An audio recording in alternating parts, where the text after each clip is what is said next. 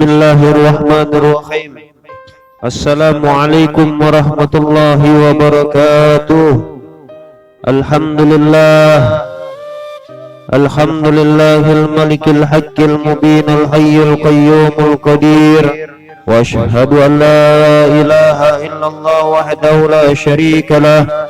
Al-wahidul ahadus sami'ul basirul latiful khabir. Wa asyhadu anna sayyidana wa nabiyyana qurrata a'yunina wa nura qulubina Muhammadan abduhu wa rasuluhu wa nabiyyuhu wa habibuhu wa khaliluhu.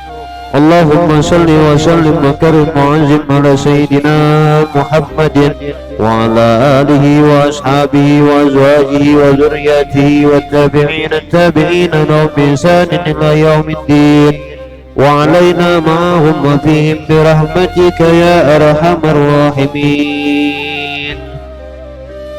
Hamba Allah yang dirahmati oleh Allah, hamba-hamba Allah yang dikasihi oleh Allah, yang dihujankan rahmat oleh Allah Subhanahu wa taala. Di dalam Al-Qur'anul Karim Allah Subhanahu wa taala telah berfirman, inna fi khalqis samawati wal ardi wa ikhtilafil laili wan nahari laayatin liulil albab.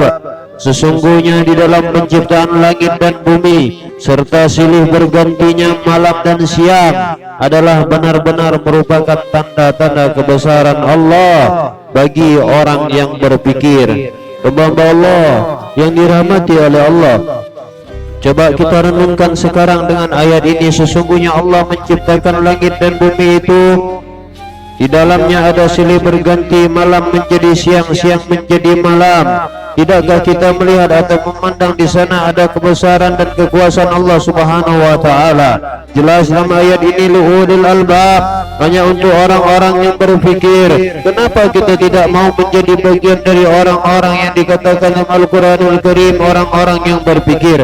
Awal mukmin yang hamba Allah yang dirahmati oleh Allah, kita renungkan kekuasaan Allah dalam ayat yang lain. Afala yanzuruna ilal ibili kaifa khuliqat wa ilal samai kaifa rufi'at wa ilal jibali kaifa nusibat wa ilal ardi kaifa sutihat fadzakir innama anta mudzakir. Apakah mereka tidak memperhatikan onta bagaimana ia diciptakan, dan langit bagaimana ia ditinggikan, dan gunung-gunung bagaimana Allah Subhanahu wa taala tegakkan, serta bumi bagaimana ia hamparkan? Maka berilah peringatan, karena sesungguhnya kamu hanyalah orang yang memberi peringatan. Maksud Allah Subhanahu wa taala kepada Nabi Muhammad dan kepada kita semua.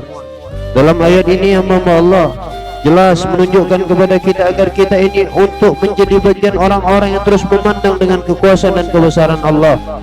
Kalau kita lihat dengan kejadian yang sekarang ini, bagaimana satu wabah yang terus menyebar dan menyebar, semakin kita hindari, semakin kita jaga, semakin kita ikhtiar, semakin kita berusaha untuk menghindari daripadanya.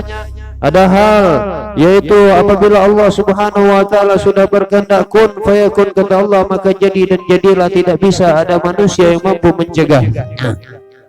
Akan tetapi ikhtiar adalah merupakan daripada usaha sebagai manusia.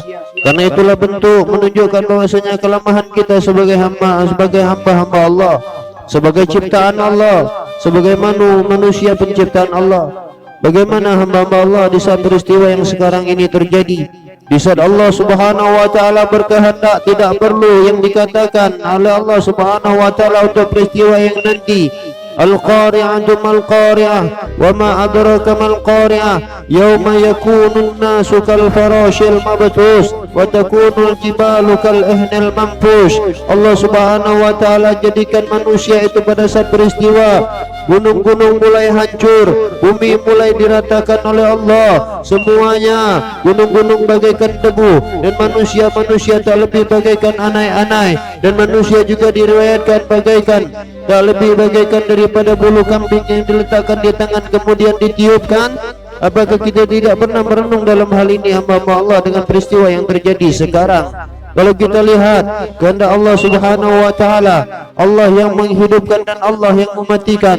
Di saat Allah Subhanahu wa taala hendak mematikan para hamba-hambanya ciptaannya di muka bumi ini sebegitu mudah, tanpa Allah menghancurkan gunung, tanpa Allah menggetarkan bumi, tanpa Allah menggoncangkan bumi, tanpa Allah naikkan air laut, tanpa Allah buat tsunami, tanpa Allah buat ledakan-ledakan, tanpa Allah benturkan bumi dengan planet yang lain. Allah sangat mudah untuk mematikan manusia dan menghidupkan manusia, hamba-hamba Allah. Maka dari itu hamba-hamba Allah, segera kita berpikir pada saat ini, apa guna harta kita pada saat ini? Apa guna jabatan kita pada saat ini? Apa guna kekuasaan kita pada saat ini? Apa guna kepintaran kita pada saat ini? Apa guna perasaan merasa bahwasanya kita memiliki kecanggihan dalam kehidupan ini yang canggih?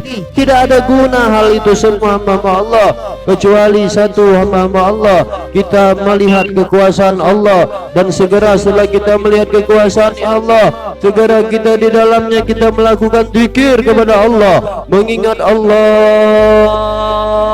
Seandainya Allah Subhanahu wa taala menginginkan hal yang mematikan, gampang bagi Allah. Tidak perlu Allah hancurkan, tidak perlu Allah punahkan, tidak perlu Allah buat gunung meletus, tidak perlu Allah goncangkan bumi, tidak perlu Allah geserkan bumi yang tergeser, tidak perlu.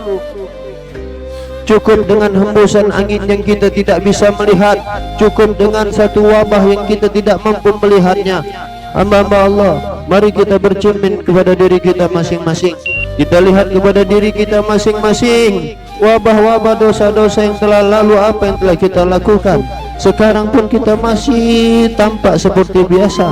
Mungkin dulu kita sering menghina orang, mungkin dulu kita sering mengambil hak orang, mungkin dulu kita sering menyakiti hati orang, mungkin dulu kita sering menyiksa keluarga kita, mungkin dulu kita pernah memukul istri kita, mungkin dulu kita pernah tidak memperdulikan anak-anak kita, mungkin dulu kita sibuk dengan dunia kelam kita, mungkin kita dulu sibuk dengan mabuk kita, dengan zina kita, dengan perbuatan-perbuatan zalim kita. Sehingga itulah yang membuat bahwasanya hal ini kehendak Allah hendak mematikan para makhluk-makhluknya.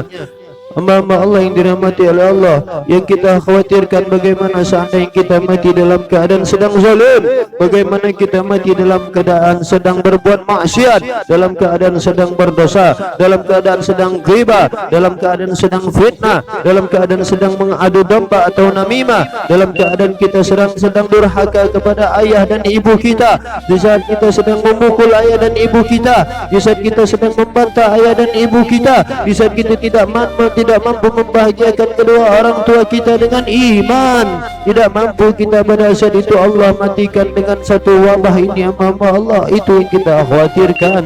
Akan tetapi hamba Allah, segera kita melihat kekuasaan Allah dalam hal ini. Di saat kita mulai melihat kekuasaan Allah, kita merasa diri kita ini makhluk yang paling lemah, makhluk yang paling hina, makhluk yang paling tidak memiliki apa-apa kecuali la haula wala quwata illa billah. Tiada daya dan upaya kecuali kekuatan itu hanyalah milik Allah Subhanahu wa taala semata. Tiada lain hamba Allah. Dalam keadaan sekarang ini, kita dekatkan diri kita kerjakan sunnah-sunnah yang diajarkan oleh Rasulullah, kita berpaut kepada Allah.